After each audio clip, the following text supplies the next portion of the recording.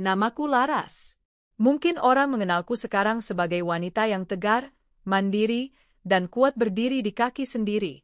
Tapi tak banyak yang tahu, dulu aku hanyalah perempuan biasa yang menikah dengan laki-laki sederhana bernama Raka. Kami hidup dari nol, bukan sekadar nol, bahkan minus. Tak punya rumah sendiri, tak punya kendaraan, dan kadang hanya bisa makan sekali sehari. Kami tinggal di sebuah kontrakan kecil berukuran 3x4 meter di pinggir kota. Dapur menyatu dengan kamar tidur, dan kamar mandi di luar, harus berbagi dengan penghuni lain. Tapi meski serba kekurangan, setiap malam sebelum tidur, aku merasa seperti wanita paling beruntung. Karena aku punya Raka, suami yang begitu setia, perhatian, dan selalu membuatku merasa dicintai, meski kami hanya makan dengan garam dan nasi.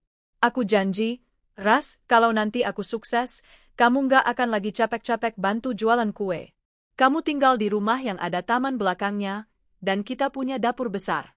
Aku pengen kamu bisa masak sepuasnya tanpa harus numpang kompor gas ibu kos lagi, ucap Raka suatu malam sambil menggenggam tanganku. Aku tersenyum, menatap matanya yang selalu memberi harapan. Aku nggak butuh rumah besar, Kak. Aku cuma butuh kamu yang nggak berubah, jawabku lirih. Hari-hari kami dipenuhi kerja keras dan tawa. Aku menjajakan kue dari pagi, kadang keliling kampung, kadang titip di warung-warung kecil. Sementara Raka bekerja serabutan, jadi tukang bangunan, kuli angkut, bahkan pernah narik ojek online dengan motor pinjaman teman. Kami makan sepiring berdua, bukan karena romantis seperti di drama-drama, tapi karena memang hanya itu yang kami punya. Sepiring nasi, sayur bening, dan sepotong tempe. Tapi anehnya, rasanya nikmat sekali. Mungkin karena kami menyantapnya dengan cinta dan tawa. Saat hujan deras turun dan kontrakan bocor, Raka selalu sigap menambal atap dengan terpal bekas. Dan saat aku jatuh sakit karena kelelahan, ia rela membatalkan kerja hanya untuk mengompresku semalaman. Ras, kamu tidur aja. Biarkan aku yang cuci kue-kue sisa jualan hari ini, katanya sambil menggulung lengan bajunya. Kak, kamu besok kerja subuh? Enggak apa-apa. Aku lebih tenang kalau kamu istirahat, katanya sambil tersenyum, walau matanya merah karena kantuk. Tahun-tahun pertama pernikahan kami adalah tahun perjuangan. Tapi entah mengapa, aku tak pernah menganggapnya penderitaan. Miskin? Iya. Lapar?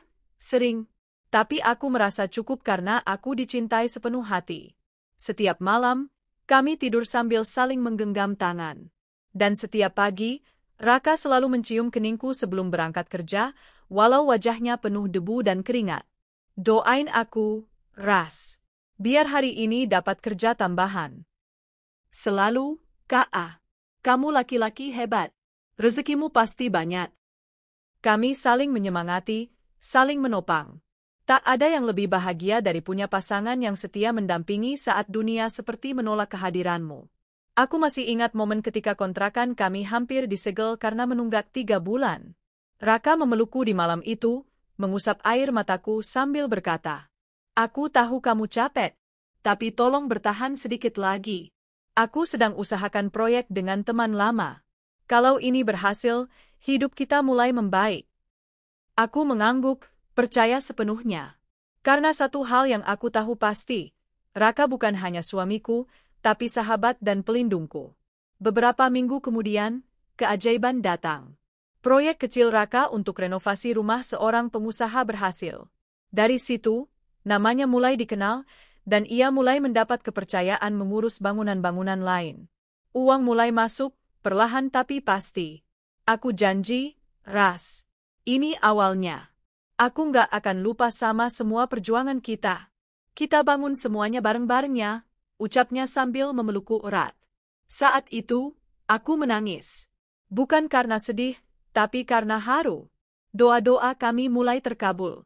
Hidup yang dulu gelap kini mulai memunculkan cahaya. Kami pindah ke rumah kontrakan yang lebih layak. Dapur sendiri, kamar mandi dalam, dan bahkan ada kulkas kecil yang kubeli dari hasil jualanku. Raka mulai membeli motor bekas sendiri. Tak lagi pinjam, tak lagi bergantung pada teman. Kami tetap sederhana, tapi hidup tak sesulit dulu. Dan yang paling penting, Raka tetap menjadi Raka yang dulu, setia, hangat, dan selalu menyebut namaku dalam setiap doa. Pernah suatu malam saat kami makan malam berdua, aku bercanda. Kak, kalau kamu nanti punya banyak uang, jangan lupakan aku yang pernah makan tempe gosong bareng kamu, ya. Dia tertawa, mencubit hidungku, dan berkata, kalau aku lupa kamu, berarti aku lupa siapa aku. Karena hidupku dibentuk dari cinta dan sabarmu. Aku percaya saat itu. Aku percaya sepenuh hati bahwa tak peduli seberapa tinggi kami naik, cinta kami akan tetap sama. Karena fondasinya dibangun di atas penderitaan dan keikhlasan. Kami bukan pasangan sempurna. Tapi kami pernah jadi pasangan yang saling menjaga saat dunia tidak berpihak. Dan aku, Laras yang dulu hanya punya tempe gosong dan sepiring nasi untuk dibagi, merasa menjadi wanita paling kaya, karena aku punya suami yang setia. Tapi sayangnya, cerita manis itu tidak selamanya bertahan. Apa yang terjadi setelahnya perlahan mengikis senyumku, menghancurkan harapanku, dan membuatku bertanya-tanya, apakah cinta itu benar-benar bisa bertahan ketika uang datang mengetuk? Aku akan ceritakan di bagian selanjutnya. Aku tak pernah menyangka bahwa keberhasilan yang dulu kami doakan bersama, lambat laun menjadi awal dari kehancuran pernikahan kami. Setelah proyek renovasi rumah besar itu selesai, nama Raka mulai dikenal. Klien berdatangan, satu proyek disambung proyek lainnya. Dari rumah pribadi, merambah ke bangunan kantor, hingga akhirnya ia ditawari kerja sama dengan salah satu developer ternama di kota ini. Ras, doain aku, ya. Kalau proyek ini berjalan lancar, kita bisa beli rumah sendiri. Nggak ngontrak lagi, katanya suatu malam dengan mata berbinar. Hatiku ikut bergetar mendengarnya. Aku melihat kilau semangat yang sama seperti dulu saat dia masih muli bangunan. Tapi perlahan, kilau itu berubah, jadi sesuatu yang asing. Proyek demi proyek berjalan lancar. Raka mulai sering rapat dengan orang-orang berjas, sibuk dari pagi sampai malam. Awalnya aku maklumi, aku percaya itu demi masa depan kami. Tapi perlahan, Raka bukan cuma pulang malam, tapi juga mulai lupa bicara padaku seperti dulu. Tak ada lagi ciuman di kening, tak ada lagi obrolan sederhana soal hari-hari kami. Ia terlalu sibuk mengejar target, terlalu lelah untuk sekadar memelukku dan berkata, terima kasih sudah menunggu. Pakaian-pakaiannya mulai berubah. Dulu ia bangga pakai kemeja pemberianku, kini ia lebih sering membawa pulang kemeja bermerek mahal yang katanya dibelikan klien. Parfum baru, jam tangan mahal, dan sepatu kulit mengilap. Ia semakin tampan di mata banyak orang, tapi entah kenapa semakin terasa jauh di mataku. Perlahan, ia mulai meremehkanku. Masakan kamu kok gitu-gitu aja sih, Ras? Aku makan di luar tadi sama klien, menunya tuh beda banget. Kamu harus upgrade dikit dong, biar nggak ketinggalan zaman, katanya sambil menyeruput kopi buatan pembantu baru yang dia pekerjakan. Aku hanya tersenyum getir. Dulu, kita makan sepiring berdua, bahkan tempe gosong pun kita bagi sambil tertawa. Sekarang, dia merendahkan masakanku hanya karena dia pernah mencicipi makanan restoran bintang 5. Aku tak pernah iri dengan kesuksesan Raka. Sebaliknya, aku bangga. Tapi yang membuatku mulai goyah adalah sikapnya, yang seakan-akan melupakan siapa yang dulu menemaninya dalam kejatuhan. Puncaknya, saat dia mulai menghindari tidur di rumah. Dengan alasan banyak urusan proyek, dia sering menginap di luar kota, pulang seminggu sekali. Tapi aku tahu, mata perempuan tak bisa dibohongi. Baju-bajunya wangi parfum asing, bahkan ada sisa lipstik di kerah bajunya. Aku pernah menemukan bungkus kondom di saku jasnya. Saat kutanya, dia marah. Loh, kamu curiga sama aku sekarang? Udah enak tinggal enak, masih aja cari masalah. Apa kamu lupa dulu aku kerja banting tulang buat kamu? Bentaknya. Aku diam. Hati ini sakit, tapi aku telan sendiri. Dia mulai menggaji sopir pribadi, menyuruhku tinggal di rumah saja. Urus rumah, jangan ikut-ikut capek. Nanti jelek mukamu, malu aku bawa kamu ketemu rekan bisnis, katanya. Ucapan itu menusuk lebih tajam dari pisau. Aku, malu dibawa ke depan teman-temannya? Bukankah aku istri yang dulu menahan lapar bersamanya? Bukankah aku yang dulu menambal bajunya yang sobek karena kerja berat? Tapi aku tetap diam. Aku yakin ini hanya fase. Raka hanya kelelahan. Mungkin nanti ia akan sadar. Namun hari demi hari, sikapnya semakin berubah. Satu hari, dia pulang dengan mobil baru. Gimana? Mobil ini cocok nggak buat aku? Katanya dengan senyum bangga, memamerkan BMW hitam mengilap di depan rumah. Bagus banget, jawabku pelan. Ini dibeliin temen proyek, katanya aku layak dapat ini. Makanya kamu tuh bersyukur, punya suami keren kayak aku. Jangan cuma bisa ngatur-ngatur soal rumah. Aku terdiam. Raka tak lagi membalas senyumku dengan hangat. Tatapannya dingin. Kata-katanya makin sering menyakitkan. Dan akhirnya, aku melihat sendiri dengan mata kepalaku. Hari itu aku sedang keluar belanja ke supermarket. Di parkiran, kulihat mobil Raka. Aku penasaran, lalu mengintip ke dalam restoran tepat di sampingnya. Jantungku nyaris berhenti. Raka duduk berdua dengan seorang wanita muda. Mereka tertawa, wanita itu menyentuh tangan Raka, dan Raka membalasnya tanpa ragu. Di meja mereka ada anggur merah dan makanan mewah. Tanganku gemetar, aku hanya bisa mundur perlahan. Tidak menangis. Tidak marah. Hanya hampa. Aku pulang dengan pikiran kacau. Tapi aku memilih diam. Aku tak ingin memulai perang yang aku tahu tak akan dimenangkan dengan kata-kata. Malam itu, aku menunggu Raka pulang. Tapi dia tidak datang. Sehari, 2 hari, tidak ada kabar. Kubuka media sosialnya, penuh dengan foto kegiatan proyek, senyum bersama orang-orang penting, tapi tidak ada satupun menyebut keluarganya. Tidak ada aku di sana. Aku hanyalah kenangan dari masa perjuangan, yang kini dia sembunyikan karena dianggap tidak pantas untuk dunia barunya. Aku mulai merasa seperti tamu di rumah sendiri. Bahkan saat Raka pulang pun, ia tidak menatap mataku. Kami tidur di kamar yang sama, tapi serasa terpisah dunia. Ia sibuk dengan ponselnya, tertawa sendiri, dan jika aku mengajaknya bicara, ia selalu mengatakan, "Capek, jangan ganggu." Satu malam, aku memberanikan diri bicara. "Kak, kenapa kamu berubah? Dulu kita saling bantu, saling jaga. Tapi sekarang, kamu bahkan gak pernah nanya aku capek atau enggak." Raka menoleh dengan tatapan sinis. "Karena kamu memang cuma bisa itu-itu aja, Ras. Kamu nggak berkembang.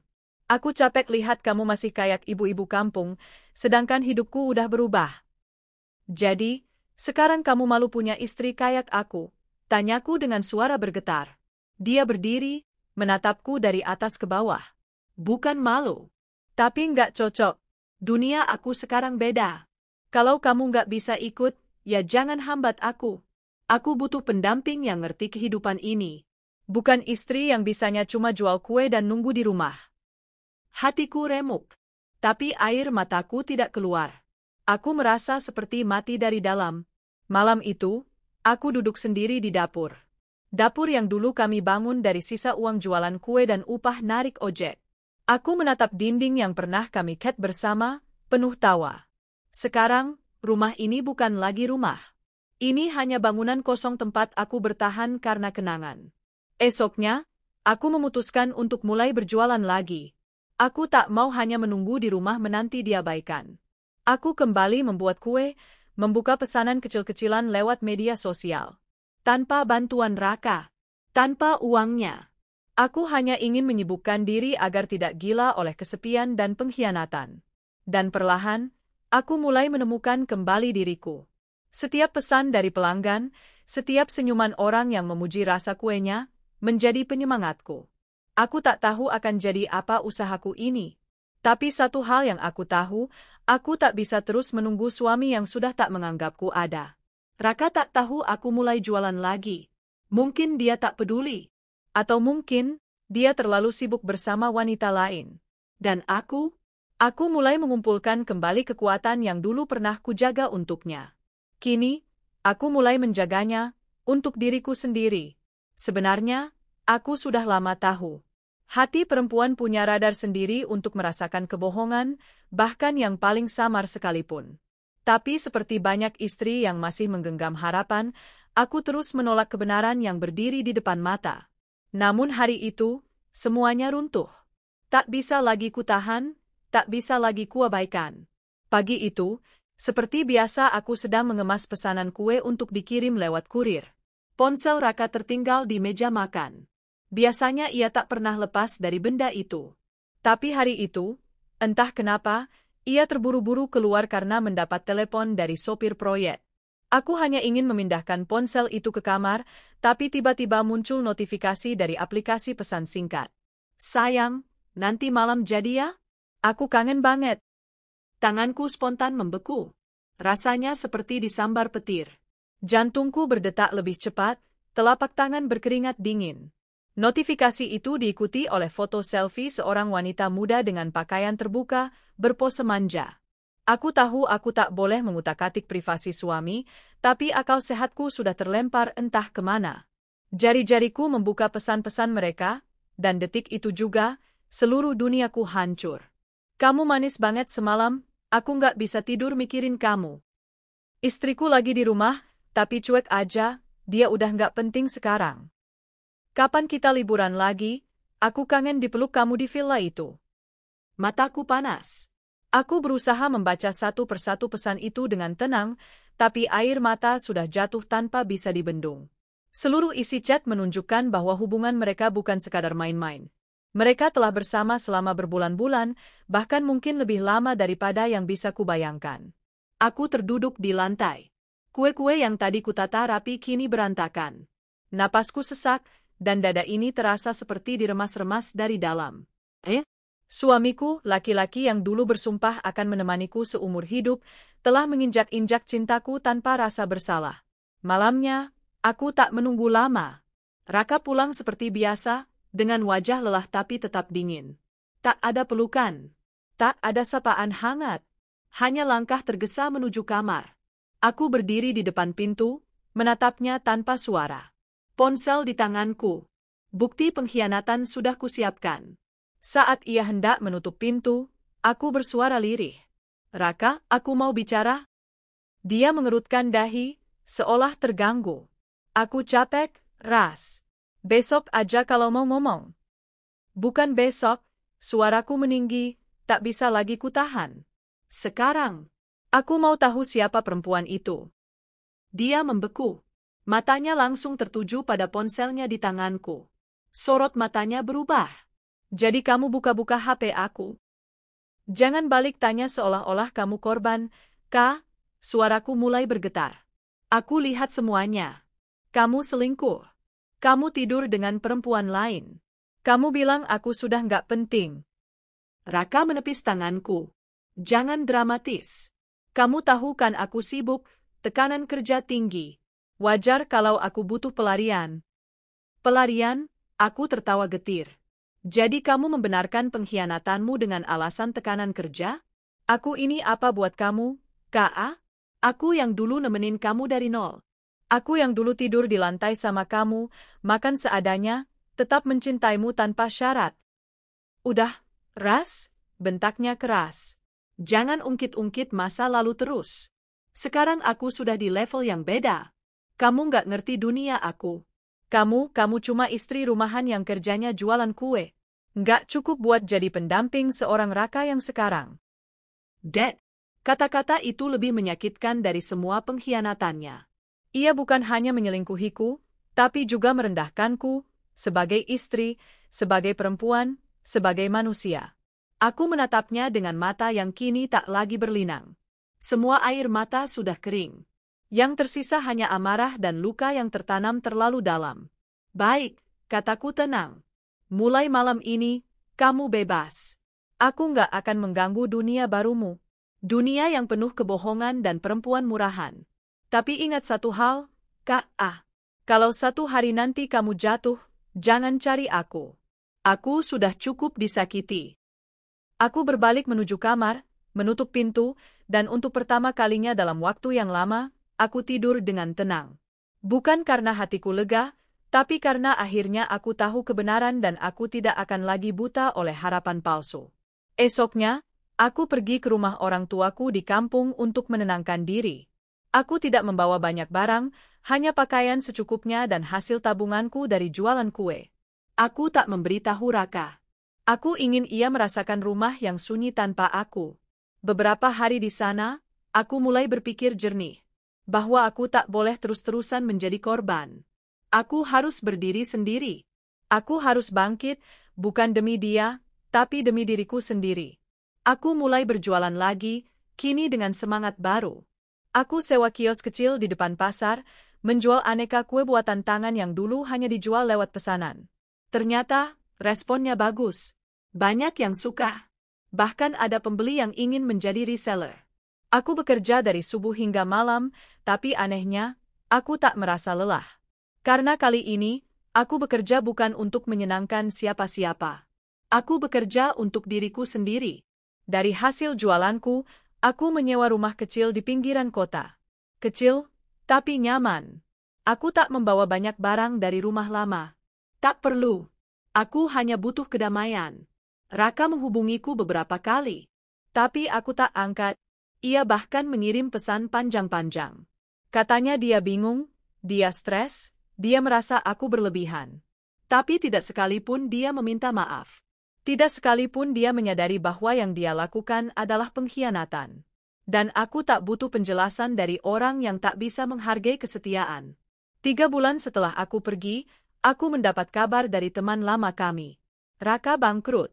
Proyek besar yang dijagokannya gagal total. Uang habis, investor mundur. Ia menjual mobil, bahkan rumah yang kami tempati juga dijual. Perempuan yang dulu bersamanya, pergi tanpa jejak. Tak kuat hidup dengan pria yang sudah tak berduit. Aku tak tertawa mendengarnya. Tapi aku juga tak bersedih. Aku hanya menarik napas panjang, lalu tersenyum kecil.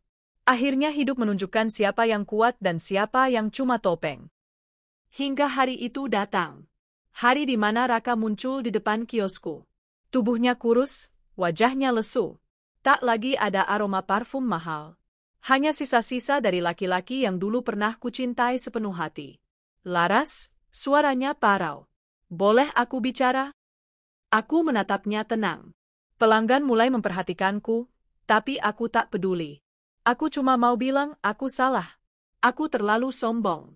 Aku kira uang bisa beli segalanya. Tapi aku kehilangan hal paling berharga, kamu. Aku tak menjawab. Laras, bolehkah aku pulang? Aku menatapnya dalam-dalam. Wajah itu dulu pernah kupeluk dalam suka dan duka. Tapi kini, yang aku lihat hanya kenangan. Lelaki ini bukan lagi orang yang sama. Ia telah membunuh cintaku dengan kesombongan dan pengkhianatan. Pulang, aku tersenyum tipis. Raka, kamu bukan tersesat. Kamu memilih jalan itu sendiri. Dan kamu sudah sampai di ujungnya. Tapi sayangnya, di ujung jalan itu aku sudah tak menunggumu lagi. Hidup memang lucu. Dulu saat aku dan Raka miskin, kami bahagia. Sekarang saat dia jatuh miskin lagi, tapi kehilangan segalanya, termasuk diriku, dia baru sadar bahwa yang paling berharga bukan uang, melainkan orang yang selalu bertahan di sisinya saat semuanya runtuh. Tapi sayangnya, penyesalan memang selalu datang terlambat. Setelah hari itu, setelah Raka muncul di depan kiosku dan meminta untuk pulang, aku benar-benar memantapkan hati untuk tak menoleh ke belakang. Bukan karena aku tak bisa memaafkan, tapi karena aku tak bisa kembali mencintai laki-laki yang pernah tega menginjak-injak harga diriku. Aku sudah terlalu lelah memeluk bayangan masa lalu. Beberapa minggu setelah pertemuan terakhir kami, aku mendapat kabar bahwa rumah yang dulu kami tinggali resmi dilelang. Semua aset Raka dijual untuk menutup utang-utangnya. Ia kembali tinggal di rumah kontrakan kecil di pinggiran kota, sendirian. Tanpa selingkuhan, tanpa teman bisnis yang dulu bersorak-sorai saat dia jaya. Dan yang paling ironis, tanpa aku. Banyak orang mulai bertanya kenapa kami pisah. Beberapa keluarga Raka bahkan menyalahkanku. Laras tega, katanya. Istri macam apa yang meninggalkan suami saat jatuh, katanya. Aku hanya tersenyum dan menjawab. Karena aku juga pernah jatuh. Bahkan lebih dalam. Tapi dia yang meninggalkanku lebih dulu, bukan secara fisik, tapi secara batin. Mereka tak tahu bagaimana rasanya tidur di ranjang yang sama dengan orang yang tak lagi mencintai kita. Makan di meja yang sama dengan orang yang menganggap kita beban. Mereka tak tahu bagaimana luka itu menggerogoti harga diri sedikit demi sedikit, sampai aku merasa bukan siapa-siapa. Jadi, maaf, aku tak peduli lagi pada penilaian orang. Kini hidupku benar-benar berbeda. Aku bangun pukul 3 pagi setiap hari, menyiapkan adonan kue, mengecek stok bahan, mengatur jadwal pesanan. Awalnya hanya 3-5 orderan per hari. Tapi setelah video singkat tentang kisah perjuanganku viral di media sosial, pesanan melonjak. Banyak ibu-ibu datang ke kiosku, bukan sekadar membeli, tapi ingin mendengar kisahku. Ada yang curhat soal suaminya, ada yang ingin belajar usaha kecil-kecilan. Aku ngerasa dikuatkan tiap dengar cerita Mbak Laras, kata seorang pelanggan sambil memelukku. Kita butuh contoh nyata bahwa perempuan juga bisa berdiri sendiri tanpa bergantung pada laki-laki, ujar yang lain. Aku tak menyangka, dari luka yang kualami, aku bisa jadi kekuatan untuk orang lain. Dan disinilah aku mulai merasa utuh kembali. Bukan karena aku sudah melupakan semua yang terjadi, tapi karena aku tak lagi membiarkannya mengendalikan hidupku. Suatu hari, seorang pria paruh baya datang ke kiosku. Berpenampilan rapi, membawa koper kecil dan map di tangan. Aku pikir dia pelanggan baru. Permisi, Bu Laras, sapanya sopan. Aku mengangguk. Ya, saya sendiri. Bisa saya bantu? Ia lalu memperkenalkan diri sebagai perwakilan dari Koperasi Wanita Mandiri di kota ini. Ternyata, mereka tertarik mengajak kerja sama denganku untuk membina para ibu rumah tangga yang ingin punya penghasilan sendiri dari rumah. Kami lihat usaha ibu bukan hanya soal jualan kue, tapi ada inspirasi hidup di dalamnya. Banyak ibu-ibu termotivasi dari kisah ibu. Kami ingin menjadikan ibu narasumber dan mentor. Aku tertegun.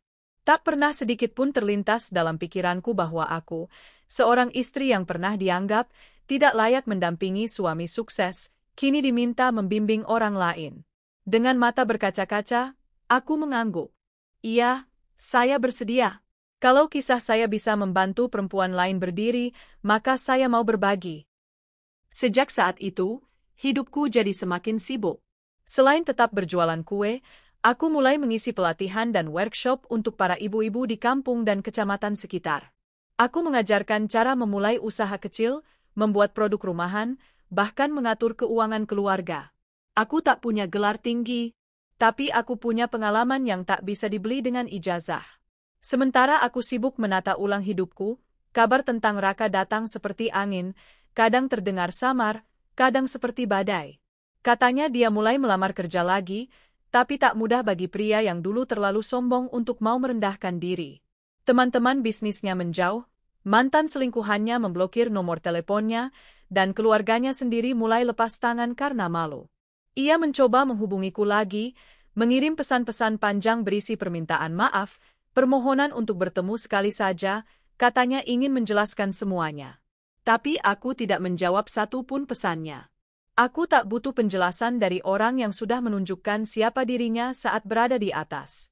Bagiku, sikap seseorang saat punya kuasa, uang, dan kesempatan adalah cerminan siapa dia yang sebenarnya. Dan Raka telah menunjukkan warna aslinya. Tapi, bukan berarti aku bahagia melihatnya terpuruk. Aku tidak pernah membalas dendam. Aku tidak tertawa melihat penderitaannya. Aku hanya memilih melanjutkan hidupku tanpa melibatkan namanya lagi dalam lembaran hariku. Kini, aku punya rumah kecil yang kubeli sendiri dari hasil kerja keras. Rumah mungil dengan taman kecil di belakangnya, mimpi sederhana yang dulu pernah kami bicarakan saat tidur beralaskan tikar di kontrakan. Bedanya, kali ini aku mencapainya sendiri. Tanpa suami. Tanpa bantuan siapa-siapa. Dan yang paling indah, rumah ini terasa damai. Aku juga menyekolahkan 2 anak yatim piatu yang kutemukan di panti asuhan. Bukan untuk pencitraan, tapi karena aku tahu, rasa sakit saat merasa tak punya siapa-siapa. Aku ingin jadi pelindung seperti dulu aku berharap punya seseorang yang benar-benar melindungiku. Suatu pagi, saat aku membuka pintu kiosku, kulihat ada sepucuk surat diselipkan di bawah pintu. Tulisan tangannya ku kenal. Tulisan Raka. Laras, mungkin kamu tidak akan pernah membaca ini. Tapi aku ingin tetap menulis. Karena hanya dengan menulis, aku bisa bicara jujur tanpa rasa malu. Aku kehilangan segalanya, tapi kehilanganmu adalah yang paling menyakitkan. Kamu benar. Aku berubah. Aku buta karena kesuksesan sesaat. Aku pikir cinta bisa dibeli dengan perhatian wanita lain. Aku salah. Aku terlalu bangga, terlalu sombong untuk mengakui bahwa kamu adalah satu-satunya cahaya dalam hidupku. Aku tidak minta kembali. Aku hanya ingin kamu tahu, aku menyesal. Semoga kamu bahagia, bahkan tanpa aku. Raka? Air mataku menetes, tapi tak ada lagi rasa ingin memeluknya. Hanya rasa lega, karena akhirnya dia sadar. Meski semua sudah terlambat. Aku melipat surat itu, menyimpannya di laci kiosku. Bukan untuk mengenang, tapi untuk mengingatkan diri sendiri bahwa aku pernah dicintai, dikhianati, dan kini, aku memilih mencintai diriku sendiri lebih dari segalanya. Hari-hariku kini sibuk, tapi damai. Setiap pagi aku menyapa pelanggan dengan senyum, mengantar pesanan sambil menyapa anak-anak kecil di jalan, dan malamnya menulis diari kecil tentang harapan, luka, dan syukur. Aku tak butuh banyak untuk bahagia. Cukup hati yang tenang, pekerjaan yang jujur, dan orang-orang yang mencintaiku apa adanya.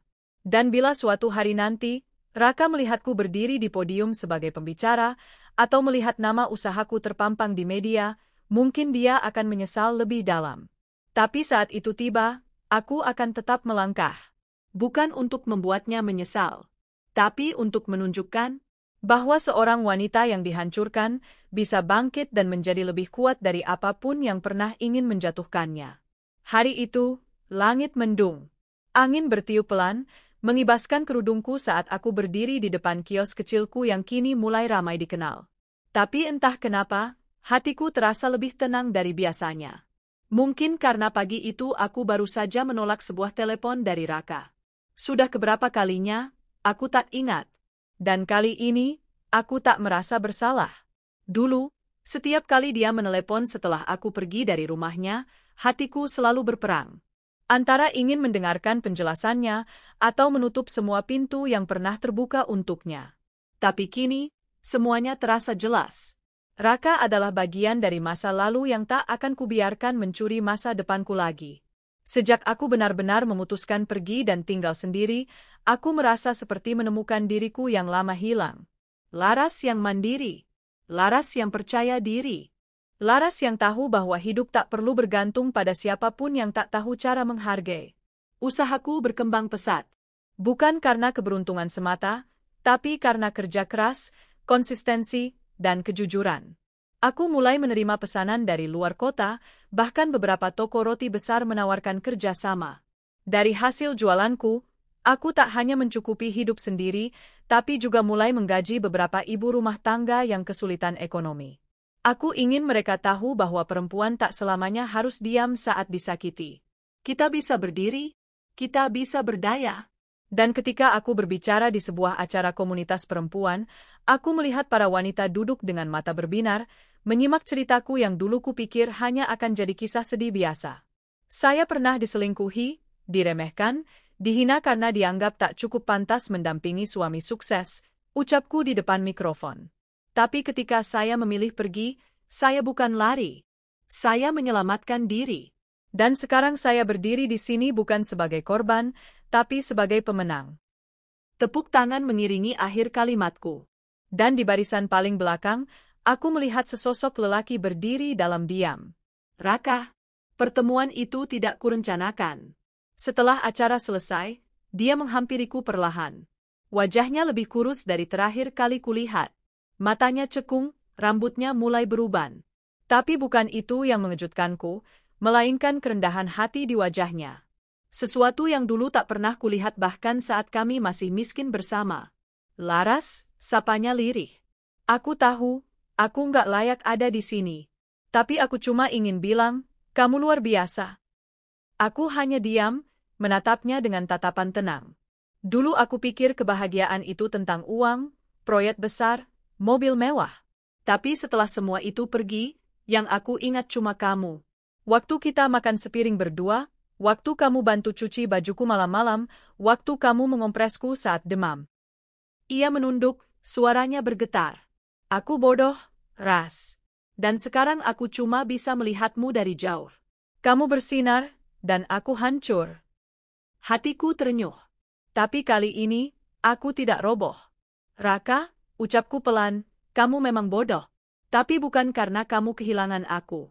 Tapi karena kamu tak tahu cara menjaga sesuatu yang paling berharga saat kamu punya segalanya.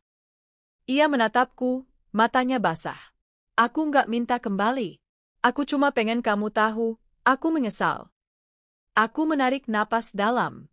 Penyesalan tidak akan mengembalikan waktu. Tapi jika penyesalan itu membuatmu jadi orang yang lebih baik, mungkin semuanya tidak sia-sia. Kami berdua terdiam. Tak ada pelukan. Tak ada janji-janji baru. Hanya dua orang yang pernah saling mencintai, berdiri di persimpangan yang kini tak lagi sama arahnya. Setelah hari itu, Raka tak lagi mencoba menghubungiku. Mungkin dia tahu bahwa tak ada yang bisa diperbaiki dari puing-puing yang sudah terlalu lama ditinggalkan. Aku terus berjalan. Fokus pada hidup yang sedang kutata ulang. Aku mulai merancang toko kue online, membuka kelas pelatihan daring untuk ibu-ibu di desa-desa terpencil yang ingin berjualan dari rumah. Dan setiap kali aku menuliskan namaku di materi pelatihan itu, aku tersenyum kecil. Laras Purnama, bukan hanya nama, tapi simbol dari seorang wanita yang pernah dijatuhkan oleh cinta, lalu bangkit oleh harga diri.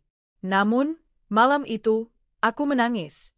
Bukan karena menyesali apapun, tapi karena aku akhirnya benar-benar melepaskan. Air mata yang keluar bukan air mata sedih, tapi air mata kebebasan. Aku memandangi langit dari jendela kecil kamar. Terima kasih, Raka, bisikku. Karena pernah membuatku merasa tak berharga, aku jadi belajar menemukan nilainya sendiri. Dan di tengah malam yang sunyi, aku tahu bahwa aku tak butuh siapapun lagi untuk melengkapi hidupku. Aku sudah cukup, aku sudah utuh. Seminggu kemudian, aku mendapat undangan menjadi pembicara tamu di seminar kewirausahaan nasional. Namaku tertera besar di spanduk, bersanding dengan pengusaha besar lain. Rasanya tak nyata, tapi juga indah. Saat aku naik ke atas panggung, aku teringat lagi semua kisah yang membawaku sampai titik ini. Aku memulai dengan kata-kata yang keluar dari hatiku. Dulu, aku makan sepiring berdua dengan suamiku karena tak punya cukup uang. Tapi saat itu, aku merasa kaya karena cinta kami. Namun saat dia punya segalanya dan mulai berubah, aku justru merasa paling miskin karena tak lagi dihargai. Sekarang, aku mungkin tidak makan di restoran mewah, tapi aku duduk di sini sebagai wanita yang tidak lagi membiarkan dirinya diinjak oleh cinta yang salah. Jadi untuk kalian yang pernah merasa ditinggalkan, dihina, diselingkuhi, bangkitlah. Karena saat kamu mencintai dirimu sendiri, kamu akan tahu, kamu tak pernah butuh siapapun untuk bersinar. Tepuk tangan menggema. Aku menatap langit-langit ruangan itu. Dalam hati, aku ucapkan satu kalimat yang tak pernah terucap. Lihat aku sekarang, Raka. Aku bukan wanita yang kamu tinggalkan. Aku wanita yang kamu pikir tak akan bisa hidup tanpamu. Tapi lihat, aku lebih hidup dari sebelumnya. Dan aku yakin, di tempatnya yang sunyi, Raka menangis. Bukan karena kehilangan seorang istri, tapi karena kehilangan satu-satunya orang yang pernah benar-benar mencintainya dengan tulus dan membiarkannya pergi. Waktu benar-benar berjalan cepat ketika hati kita damai. Sudah hampir 2 tahun sejak aku pergi dari rumah yang dulu pernah kami bangun dari sisa-sisa keringat dan harapan. Rumah yang kini menjadi saksi bahwa cinta bisa berubah, dan kesetiaan bisa dipatahkan oleh kesombongan. Dan selama 2 tahun itu pula, hidupku perlahan tapi pasti berubah. Usahaku yang dulu hanya berupa kios kecil, kini berkembang menjadi 2 cabang. Satu di pasar kota, satu lagi di dekat stasiun. Dari hanya 3 pegawai, kini aku mempekerjakan lebih dari 20 ibu rumah tangga yang sebelumnya tidak punya penghasilan. Aku juga membangun komunitas bernama Perempuan Bangkit. Tempat berkumpulnya para wanita yang pernah dihancurkan oleh pasangannya, tapi memilih untuk bangun, bukan hancur. Mereka datang dengan mata bengkak dan hati remuk. Tapi beberapa bulan kemudian, mereka berubah menjadi pribadi yang percaya diri. Ada yang membuka jasa laundry, ada yang buka warung makan, ada pula yang mulai ikut pelatihan online menjahit dan menjual hasilnya lewat e-commerce. Melihat mereka adalah kebahagiaan terbesarku. Terima kasih, Mbak Laras. Kalau dulu saya nggak ikut komunitas ini, mungkin saya masih menangisi suami saya yang selingkuh, kata seorang anggota sambil menitikkan air mata. Dan aku selalu menjawab hal yang sama. Yang membuatmu kuat bukan aku. Tapi keputusanmu untuk berhenti menyalahkan diri sendiri dan mulai mencintai dirimu sendiri. Sementara aku sibuk membangun dan menguatkan orang lain, kabar tentang Raka terus berhembus. Aku tidak mencarinya, tapi takdir seolah tetap memperdengarkan namanya dari satu arah ke arah lain. Lar, kamu tahu Raka sekarang kerja jadi mandor proyek kecil di pinggir kota? Ujar salah satu temanku yang pernah bekerja bareng kami dulu. Aku mengangguk pelan. Katanya dia sering ngelamun sendiri. Orangnya jadi tertutup, udah nggak percaya diri kayak dulu. Katanya juga, dia sempat minjam uang ke beberapa kenalan, tapi karena mereka tahu dia dulu suka sombong, nggak ada yang mau bantu. Aku tak membalas dengan komentar panjang. Hanya diam. Bukan karena aku tidak peduli, tapi karena aku tahu, setiap keputusan pasti ada akibatnya. Aku tidak bahagia melihatnya jatuh. Tapi aku juga tidak bisa menolong seseorang yang pernah menjatuhkan aku begitu keras dan meninggalkanku tanpa luka yang dia anggap penting. Dan kini, luka itu telah berubah jadi kekuatan. Suatu hari, aku diundang oleh pemerintah daerah untuk menerima penghargaan sebagai perempuan inspiratif daerah karena kontribusiku dalam membina usaha mikro dan mengangkat kesejahteraan ibu rumah tangga. Aku hampir tak percaya saat menerima surat undangannya. Aku yang dulu hanya dianggap ibu rumah tangga biasa, kini berdiri berdampingan dengan para pengusaha, dosen, dan tokoh masyarakat. Saat aku naik ke panggung dan menerima plakat serta bunga itu, air mataku jatuh. Bukan karena sedih, tapi karena aku bangga pada diriku sendiri. Aku membayangkan diriku di masa lalu, Laras yang selalu menunggu suaminya pulang dengan sisa-sisa harapan, Laras yang terisak karena melihat pesan mesra dari perempuan lain di HP suaminya, Laras yang merapikan baju Raka sambil berdoa agar dia tetap setia. Hari ini, Laras itu sudah tak ada. Yang ada hanya Laras yang berdiri dengan tegak, bahkan tanpa siapa-siapa di sisinya. Setelah acara selesai, banyak wartawan lokal yang mewawancaraiku. Salah satunya bertanya, apakah Ibu Laras punya rencana untuk menikah lagi?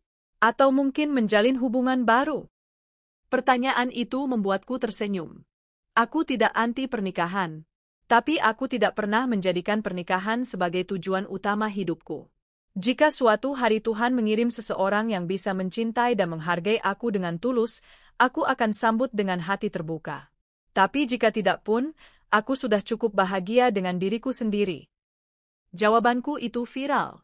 Banyak komentar dari perempuan yang mengaku terinspirasi. Tapi ada juga yang nyinyir. Ya iyalah ngomong kayak gitu, suaminya udah hancur, enak aja, komentar seorang netizen. Aku tak ambil pusing. Aku tahu, orang hanya bisa menilai dari permukaan. Tapi mereka tak tahu, bahwa di balik semua senyum ini, ada bekas luka yang dalam. Luka yang tak kuobati dengan dendam, tapi dengan keberanian untuk melanjutkan hidup. Sementara itu, kabar tentang Raka semakin menyedihkan. Dari yang tadinya jadi mandor proyek, ia diberhentikan karena proyek dibubarkan. Kontrakan tempat tinggalnya disita karena menunggak sewa. Ia kemudian tinggal sementara di rumah adik perempuannya yang hanya 1 petak.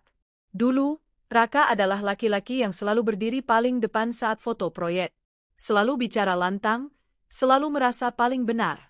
Tapi sekarang, ia bahkan malu bertemu tetangga. Menurut cerita temanku, Raka juga pernah mencoba menjual desain rumahnya secara online, tapi kalah saing karena tidak menguasai teknologi baru.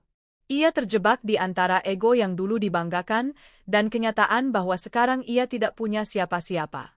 Satu hal yang menyayat hati adalah kabar bahwa ia sempat mencari kerja di perusahaan konstruksi tempat suami mantan selingkuhannya bekerja. Tapi ditolak mentah-mentah. Maaf, Pak Raka. Kami tidak menerima orang yang pernah menjalin hubungan tidak profesional dengan rekan bisnis kami. Dan saat itu, Raka hanya bisa menunduk. Untuk pertama kalinya, dia merasakan bagaimana rasanya tidak dihargai, ditinggalkan, dipandang rendah. Seperti yang dulu pernah aku rasakan. Sementara aku justru diundang keluar kota untuk memberikan pelatihan ke para istri TKI dan buruh pabrik agar mereka bisa membuka usaha rumahan. Aku menandatangani kontrak pelatihan dengan pemerintah kabupaten dan bahkan ditawari bantuan modal untuk memperluas pabrik kue kecilku yang kini mulai disorot media.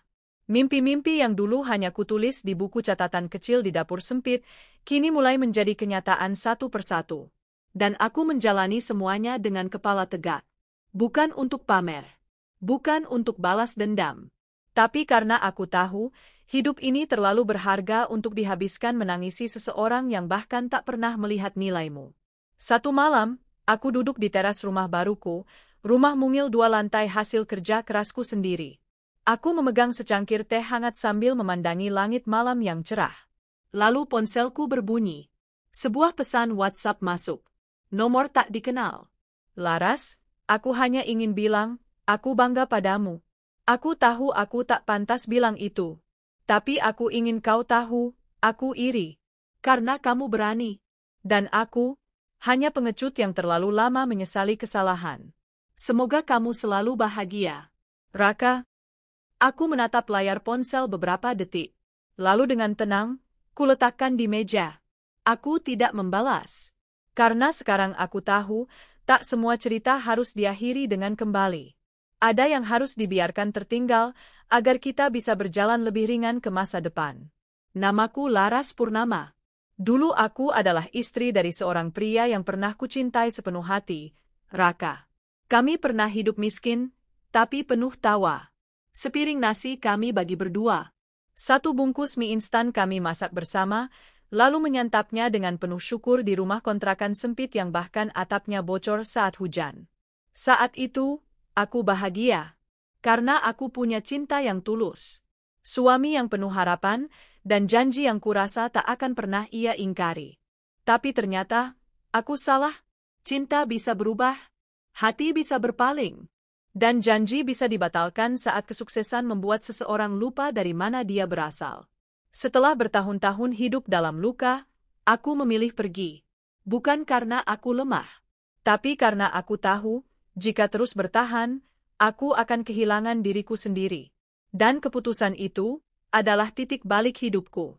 3 tahun sudah berlalu sejak aku meninggalkan rumah yang dulu kami bangun bersama. Rumah yang kini sudah dilelang untuk membayar utang Raka. Sementara dia tinggal di rumah petak pinjaman milik temannya, aku telah membeli rumah mungil 2 lantai dari hasil jerih payahku sendiri. Tanpa bantuan siapapun. Bahkan tanpa menyebut-nyebut namanya kepada siapapun. Aku membuka toko kue yang kini memiliki 3 cabang, mempekerjakan puluhan perempuan yang dulu merasa hidup mereka telah hancur. Aku menyekolahkan anak-anak dari keluarga miskin yang tak mampu bayar SPP. Aku menjadi pembicara di banyak kota, berbagi kisah kepada para perempuan yang ingin bangkit dari luka masa lalu. Tapi hal paling membanggakan yang kulakukan adalah ketika aku mendirikan Yayasan Pelita Perempuan. Sebuah yayasan yang fokus menampung dan membina perempuan korban kekerasan rumah tangga, perselingkuhan, hingga yang ditinggal tanpa nafkah oleh suaminya.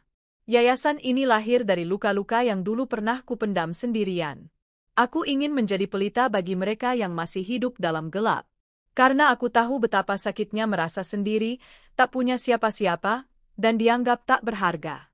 Di sana, kami menyediakan pelatihan keterampilan, membuat kue, menjahit, membuat sabun rumahan, hingga digital marketing sederhana.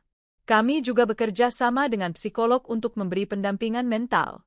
Dan setiap kali kulihat satu demi satu perempuan bangkit dari keterpurukan dan tersenyum kembali, aku tahu, luka yang pernah kutanggung dulu, tidak sia-sia. Suatu sore, saat aku sedang membacakan dongeng untuk anak-anak dari panti binaan yayasan, datang seorang wanita muda bersama putrinya. Wajahnya pucat, matanya sembab. Dari tatapannya, aku langsung tahu, dia sedang melalui masa-masa yang sangat berat. Dia menceritakan bahwa suaminya berselingkuh, lalu pergi begitu saja. Ia tidak punya pekerjaan, hanya mengandalkan sisa tabungan yang makin menipis. Aku mau kuat, Bu Laras, katanya lirih. Tapi rasanya aku nggak sanggup. Anak saya baru 5 tahun. Saya takut nggak bisa kasih makan dia. Aku memeluknya. Erat. Air matanya jatuh di bahuku. Dulu aku juga takut, kataku. Aku pikir hidupku akan berakhir saat suamiku mengkhianatiku. Tapi ternyata tidak. Justru sejak itulah aku memulai hidupku yang sebenarnya. Wanita itu menangis sejadi-jadinya, dan aku biarkan. Karena kadang, Langkah pertama untuk bangkit adalah membiarkan diri kita menangis sepuasnya. Seminggu setelah itu, dia mulai ikut pelatihan membuat kue di yayasan. 2 bulan kemudian, ia membuka usaha kecil-kecilan. Setahun kemudian, ia sudah punya 5 reseller tetap. Dan di hari ulang tahun anaknya yang ke-6, dia menulis di status media sosialnya. Terima kasih, Bu Laras. Karena ibu, saya tahu saya tak harus disayangi suami untuk merasa berharga. Sementara itu, Raka, entah sudah di mana dia kini. Terakhir aku dengar, dia sempat mengojek untuk menyambung hidup. Beberapa kali sakit karena kelelahan. Katanya, sesekali ia menulis desain rumah kecil untuk dijual di media sosial, tapi jarang ada yang membeli. Aku tak tahu apakah dia masih memikirkan aku. Tapi aku tahu pasti, dia sedang menjalani jalan yang dulu ia pilih sendiri. Dan lucunya, aku tak lagi menangis saat mengingatnya. Malah, aku mendoakannya. Semoga dia bahagia. Semoga dia menemukan ketenangan. Semoga dia belajar bahwa tak semua perempuan bisa terus disakiti lalu kembali seperti boneka yang dipermainkan. Dan semoga dia tahu bahwa aku telah memaafkannya. Bukan karena dia memintanya, tapi karena aku ingin bebas dari beban apapun yang dulu mengekang hatiku. Satu malam, aku duduk di taman belakang rumah, membaca buku sambil mendengarkan suara jangkrik. Anak-anak dari panti asuhan yang kubina sudah tidur. Asistenku juga sudah pulang. Rumah ini sunyi. Tapi berbeda dengan dulu, kini kesunyian tidak membuatku takut. Kesunyian adalah temanku. Ia mengingatkanku bahwa hidup bisa damai, bahkan saat kau hanya ditemani secangkir teh dan hati yang bersyukur. Ponselku berdering. Sebuah pesan masuk. Dari seorang peserta pelatihan daring yang sedang belajar menjahit. Bu Laras, saya baru saja menjual dompet kain hasil buatan sendiri untuk pertama kalinya. Terima kasih sudah percaya saya bisa. Aku tersenyum. Membalas singkat, kamu luar biasa. Jangan berhenti percaya pada dirimu sendiri. Kemudian aku menulis di buku jurnal harian. Hari ini aku kembali menjadi saksi bahwa perempuan yang dilukai bisa bangkit. Dan setiap kali aku melihat mereka berdiri lebih kuat, aku tahu, bahagiaku tak pernah lagi bergantung pada siapapun. Karena aku cukup, aku berharga, dan aku bisa bahagia, tanpa harus kembali. Kini aku sering diminta jadi narasumber, baik di radio, TV lokal, atau kanal YouTube inspiratif. Mereka semua menanyakan hal yang sama. Apa yang membuat Bu Laras kuat? Apa motivasi terbesar ibu? Apa ibu tidak ingin kembali dengan mantan suami jika dia berubah? Dan jawabanku selalu sama. Aku kuat bukan karena tak pernah jatuh, tapi karena aku memilih bangun setiap kali dijatuhkan. Motivasiku adalah para perempuan yang dipandang remeh hanya karena statusnya sebagai istri atau ibu rumah tangga. Aku ingin mereka tahu, kita punya nilai, bahkan saat kita tidak digandeng siapa-siapa. Dan untuk pertanyaan terakhir, tidak. Aku tidak ingin kembali ke masa lalu. Karena masa depanku jauh lebih indah tanpa bayang-bayang orang yang pernah menganggap aku tak layak. Malam itu, aku menatap langit dari jendela kamar. Bulan purnama menggantung cantik, menerangi langit pekat. Aku tersenyum kecil. Purnama, seperti namaku. Penuh, bulat, utuh, sendiri, tapi terang. Dan aku tahu, aku tak lagi butuh pria yang dulu kusebut suami. Aku tak perlu pembuktian apa-apa lagi. Karena kini, aku bahagia. Bukan karena aku memiliki orang lain, tapi karena aku telah memiliki diriku sendiri sepenuhnya. Dan pada akhirnya, cinta sejati itu bukan tentang siapa yang memelukmu, tapi tentang siapa yang tak lagi kamu biarkan menghancurkanmu.